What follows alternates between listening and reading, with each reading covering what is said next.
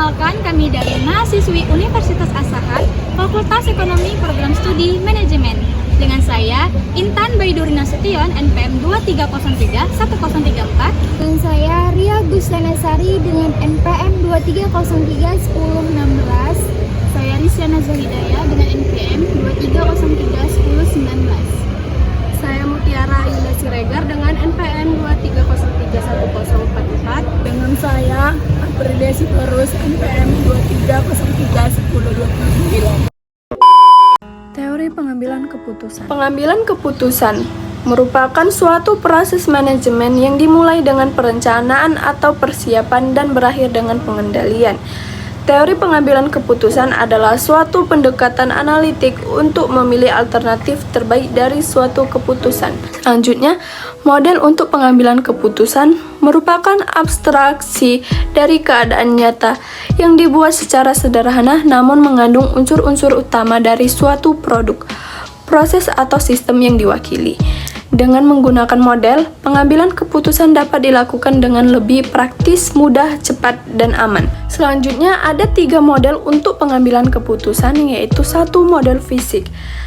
Model fisik yang menggambarkan objek aslinya. Keuntungannya memberikan efek visual terhadap keadaan nyata dari benda itu. Yang kedua, model skematik, yaitu model yang dinyatakan sebagai bentuk skema, diagram, grafik, atau gambar dari suatu objek. Yang ketiga, model matematika, yaitu model yang menggunakan simbol, rumus, atau persamaan yang menggambarkan proses atau sistem yang diwakili. Model matematika ini sebagai alat bantu dalam proses pengambilan keputusan. Tujuan dan asumsi pengambilan keputusan. Tujuan terwujudnya perspektif pengambilan keputusan ialah mendukung pembangunan sebuah kondisi yang mampu memaksimumkan harapan. Jika kejadian yang diharapkan belum atau tidak terwujud, maka muncullah masalah atau resiko. Teori pengambilan keputusan mencoba untuk meminimasi resiko yang mungkin muncul, di mana kelak harus dihadapi oleh pemimpin yang merumuskan keputusan. Asumsi disusun untuk penyederhanaan kerumitan dalam teori dan model yang digunakan. Dalam pengambilan sebuah keputusan, ditemukan sejumlah asumsi yang patut dipenuhi agar implementasi keputusan memberikan dampak yang diinginkan. Yang pertama, keputusan wajib diambil dengan rasional. 2. Keputusan diimplementasikan untuk mengoptimalkan hasil. 3. Keputusan berawal dari definisi dan mengatakan masalah. 4. Pengambilan keputusan merumuskan sebuah target yang lengkap. 5. Pencarian data dan informasi yang relevan dalam usaha menghasilkan beberapa kriteria. 6. Kriteria yang dirumuskan dipergunakan dalam melahirkan beberapa solusi alternatif. 7. Menimbang kecocokan setiap kriteria bersama setiap solusi alternatif. 8. Scoring untuk setiap alternatif solusi. 9. Memilih solusi alternatif dengan skor terbesar. 10. Keputusan dihasilkan melalui mekanisme yang sistematik. Masalah pengambilan keputusan. Ilmu pengambilan keputusan umumnya disangkutkan dengan pemecahan masalah dan pencapaian sasaran tujuan. Teori pengambilan keputusan dipandang sebagai mekanisme yang runtuh dan rasional dalam pemecahan masalah. Tipe permasalahan dapat dipecahkan menjadi 2 kategori, yaitu yang pertama, kategori masalah terikat adalah permasalahan yang mungkin lebih sederhana untuk didefinisikan serta sangat mungkin dipecahkan secara baik, tepat, serta akurat baik melalui bantuan aplikasi atau dengan menganalisis data terlebih dahulu. 2. Kondisi masalah tak terikat adalah masalah yang tingkat ambiguitasnya tinggi, sangat sulit didefinisikan secara jelas, dan perlu usaha ekstra untuk memahaminya dengan benar. Meski Anda memiliki basis data masa lalu yang berguna sebagai landasan pemikiran. 3 jenis kondisi yang dihadapi pengambilan keputusan. Pertama, ketidakpastian. Mengacu kepada situasi di mana terdapat lebih dari satu hasil yang mungkin terjadi dari suatu keputusan, dan probabilitas setiap kemungkinan tidak diketahui. Situasi ketidakpastian. Situasi ini menggambarkan kondisi di mana tidak ada informasi yang pasti atau jelas tentang hasil atau konsekuensi dari suatu keputusan. 2. Beresiko. mengacu pada situasi di mana terdapat lebih dari satu hasil yang mungkin terjadi dari suatu keputusan, dan probabilitas setiap hasil diketahui atau dapat diperkirakan oleh pengambil keputusan. Situasi beresiko. Situasi risiko mencerminkan ketidakpastian di mana distribusi probabilitas dari berbagai hasil atau konsekuensi dapat diidentifikasi. 3. Kepastian. Mengacu kepada situasi di mana hanya ada satu hasil yang mungkin terjadi dari suatu keputusan, dan hasil ini diketahui secara tepat oleh pengambil keputusan. Selanjutnya, membahas mengenai teknik penyelesaian pengambilan keputusan. Yang pertama, pengambilan keputusan pada kondisi ketidakpastian. Ada beberapa kriteria dalam pengambilan keputusan dalam ketidakpastian, yaitu yang pertama itu adalah kriteria maksimaks. Pengambilan keputusan dianggap sangat optimis, yaitu dipilihnya hasil-hasil terbesar dari alternatif-alternatif yang memberikan hasil maksimal dalam berbagai keadaan secara alamiah. Seperti contoh soal, yaitu Susi Susanti adalah seorang penjual tahu bakso di toko makanan viral yang dimilikinya. Ia membuat sebuah tabel nilai kondisional bagi beragam alternatif dan kondisi alami. Satuan dalam jutaan rupiah dinyatakan dalam nilai sekarang. Di dalam tabel di bawah ini terdapat berbagai macam alternatif, yaitu persediaan banyak, persediaan rata-rata, dan persediaan sedikit. Kondisi alami terdapat 3 kolom, yaitu kolom kecil, sedang, dan besar. Alternatif persediaan banyak di kolom kecil terdapat nilai 8, kolom sedang 21, dan kolom besar 52. Sedangkan alternatif persediaan rata-rata di kolom kecil terdapat nilai 12, kolom sedang 33, dan kolom besar 44. Lanjut, alternatif persediaan sedikit. Di dalam kolom kecil terdapat nilai 19, kolom sedang 19, dan kolom besar 33. Kriteria maksimas ini berkarakteristik mencari hasil yang paling baik, yaitu maksimum untuk setiap pilihan investasi dan membuat keputusan berdasarkan nilai maksimum dari hasil maksimum tersebut atau maksimas. Dalam contoh di atas, nilai hasil maksimum dari hasil alternatif persediaan banyak, rata-rata dan sedikit masing-masing secara berturut-turut adalah 52, 44, dan 33. Dengan kriteria maksimas ini terpilihlah angka 52. Maka, keputusan yang dipilih adalah permintaan persediaan banyak dengan harapan mendapatkan hasil sebesar 52 juta rupiah.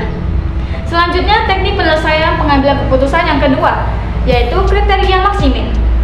Kriteria maksimin ini dalam kriteria yang pengambilan keputusannya dianggap pesimis atau konservatif tentang masa depan. Menurut kriteria ini, hasil terkecil untuk setiap alternatif dibandingkan dengan alternatif yang menghasilkan hasil maksimal dari hasil-hasil minimal yang dipilih atau memilih alternatif yang minimalnya paling besar.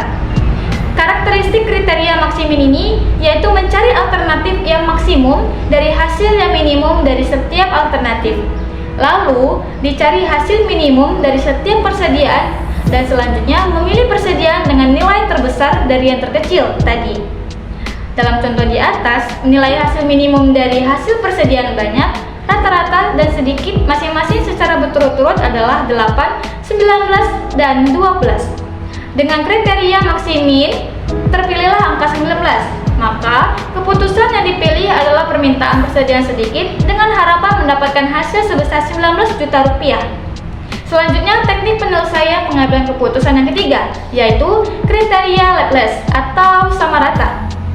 Menurut kriteria ini, pengambilan keputusan mengasumsikan bahwa probabilitas terjadinya berbagai kondisi adalah sama besarnya.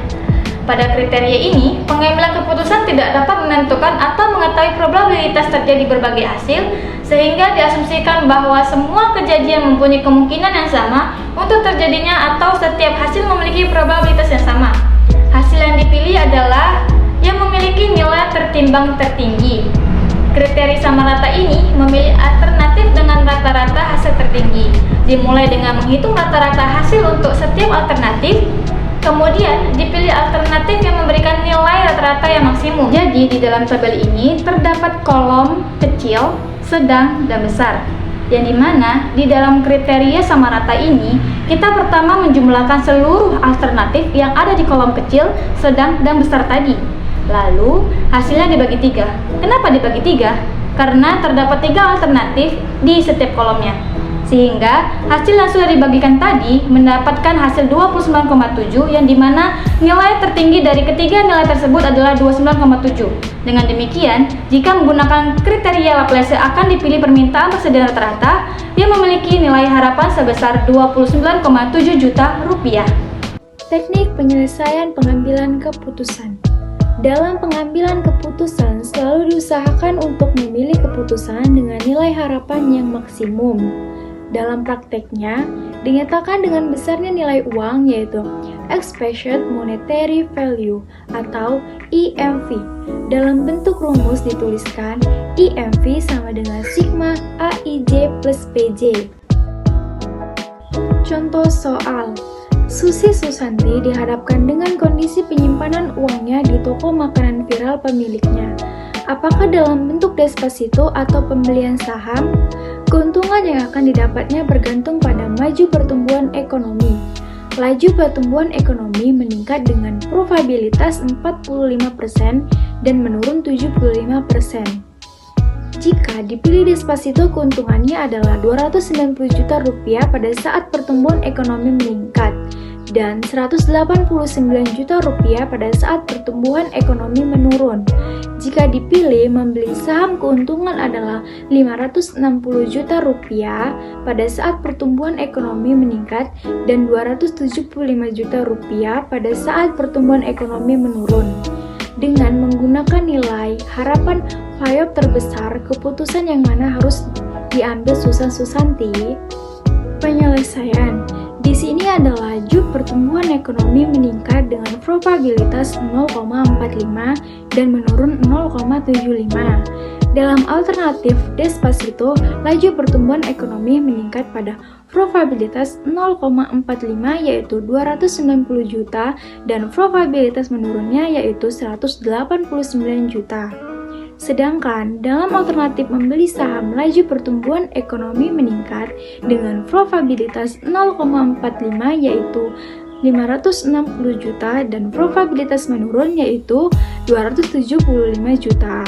Sehingga EP Despacito sama dengan 290 dikali 0,45 ditambah 189 dikali 0,75 totalnya adalah 272,25 dan EP membeli saham sama dengan 560 dikali 0,45 ditambah 275 dikali 0,75 dengan total 458,25. Oleh karena itu, EP 458,25 terbesar, maka diputuskan untuk membeli saham, sehingga dapat dijelaskan bahwa dalam jangka panjang secara rata-rata akan diperoleh keuntungan berupa bunga sebesar 458,25 juta rupiah.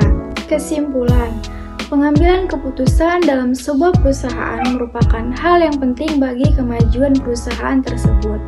Dalam mengambil sebuah keputusan diperlukan ketepatan dalam menganalisis masalah, menetapkan tujuan, mengidentifikasi alternatif yang ada, dan mengevaluasi di perusahaan manapun. Masalah selalu menjadi tantangan bagi setiap karyawan dan pemimpin perusahaan tersebut. Adanya masalah dalam perusahaan bukan berarti perusahaan tersebut memiliki kualitas yang buruk. Bahkan, dengan adanya masalah, perusahaan pimpinan dapat dituntut untuk mengambil keputusan yang tepat dalam menyelesaikan masalah yang ada. Cukup sekian dan terima kasih.